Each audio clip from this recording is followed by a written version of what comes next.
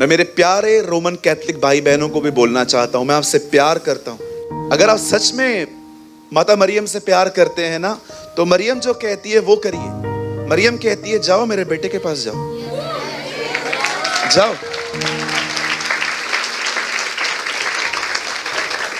कहां लिखा है ब्रदर? पढ़ के देखिए, यूहन्ना 2 अध्याय में जब दाखरस खत्म होती है तो वो लोगों को क्या कहती है? जाओ मेरे बेटे के पास और जो वो तुम्हें कहे वो करना, जो वो आपको कहता है करो। अगर आप यीशु के पास जाओगे, आज कहोगे प्रभु बताइए क्या करूं, वो कहेगा मरियम के पास नहीं जाने का, सीधा मेरे पास ही आने का। I am always here for you.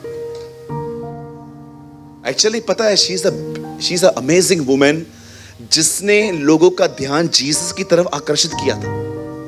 वो कहती है सुनो, तुम जाओ उसके पास और सुनो, व्हाटएवर ही टोल्ड यू, जो वो तुम्हें कहे वो करना। सब लोग यीशु को देख रहे थे कि क्या कहेगा। सोचो वो कितनी अमेजिंग थी, उसे लोगों का ध्यान जीसस की तरफ किया था। और कितनी खूबसूरत, कितना चरित्र उसका अच्छा है। वो यीशु के पास ये नहीं गई, ऐसे नहीं गई, इधर तो आ। जब दाखरस खत्म हुआ तो उससे जाके ये नहीं कहा जीसस जब इनको खिलाने की ताकत ही नहीं थी तो इन्होंने हमें बुलाया क्यों? चल आजा, चल लिफाफा लेकर। और जीसस मरियम निकल गए। अधिकतर लोग जब देखते हैं ना जिंदगियों में लोगों की कमियां हैं, वो उनके मजाक उड़ाते हैं, उनकी मदद नहीं करते।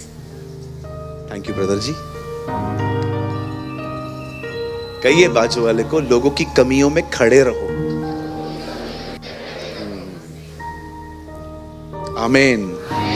आप जानते हैं आखिर याजक एली उसे एक ब्लेसिंग देता है। देखो कैसे परमेश्वर करप्ट लोगों को भी यूज करता है, लेकिन इनका न्याय होगा।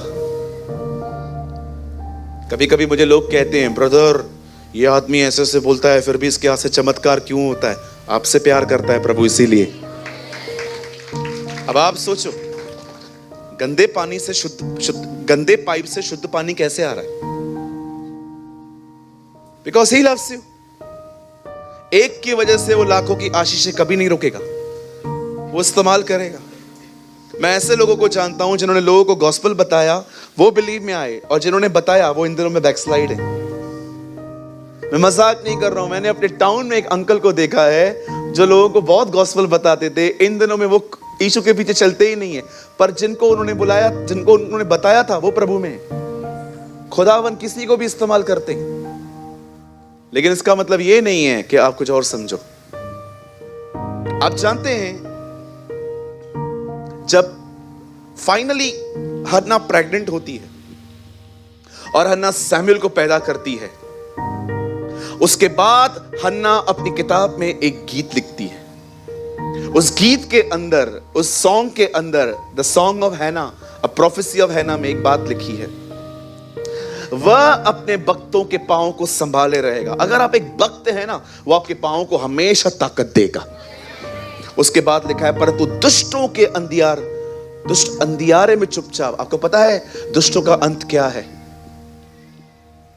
चुप रह तू, वी डोंट वांट इट, तू शांत रहे। बाइबल कहती है धर्मी के बोलने से लोग चंगे होंगे, दुष्टों के बोलने से नहीं। ये दुष्टों का अंत है, चुप करके बैठ। और अब उसके बाद वो एक लाइन कहती है, क्योंकि कोई मनुष्य अपने बल के कारण प्रबल न होगा। जानते हो वो क्या कहना चाहती है?